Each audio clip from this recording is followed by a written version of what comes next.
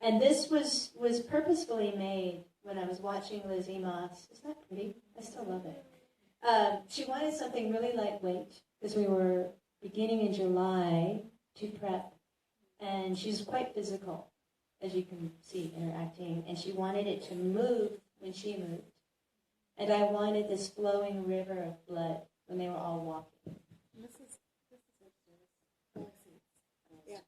So this is a bit of a cheat, this one. I'm going to kill my assistant. She didn't know we were going to remove the cloak.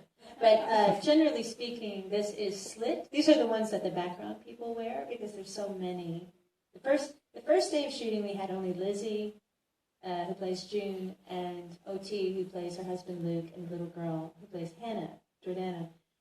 But the second day, we had all of Gilead Duke, which was insane. So there was 100 of these girls, plus the speaking roles. There was 40 guardians. There was 15 or 20 aunts. There, everybody.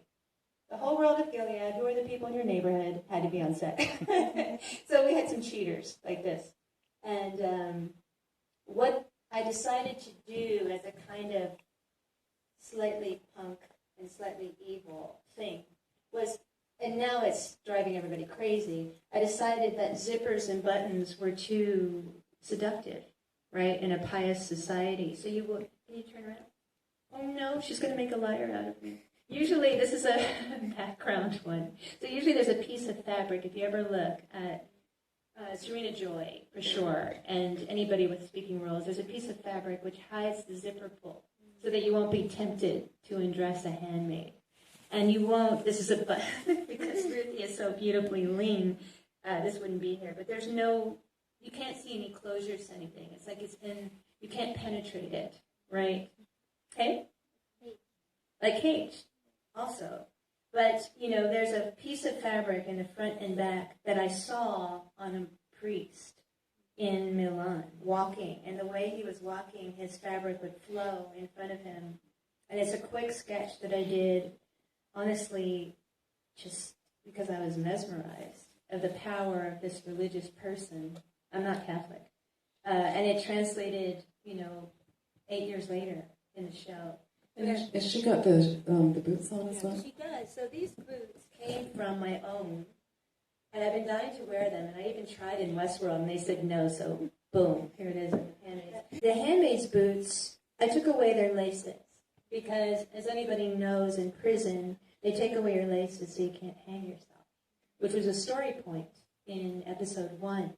So it's quite emotional, actually. Like, a handmaid just came up to me in tears 2 days ago, and because she realized that that's what that was, and it made her so into character. So I always want the background people to also be in character. So we sew the grommets, me being a commander designing this world, we take their laces away, right, so they can't hang themselves.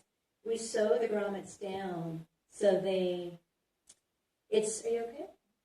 It's, a kind of way of erasing what you knew. So when you're looking at someone like this, you know that you're living in the present, but the present has been erased overnight. And all the clothing was taken away by a garbage truck. Your jean jacket, your glasses, your leather jacket, your tennis shoes, all gone. And they hand you your 5 easy pieces that you're going to wear for the rest of your life. And the sewing down of the grommets is just another insult to injury.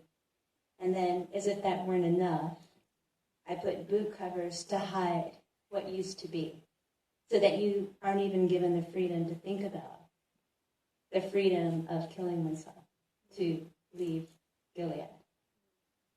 It's pretty emotional, right? So there's winter versions of that go all the way up that are really sexy, and everybody tries to steal them.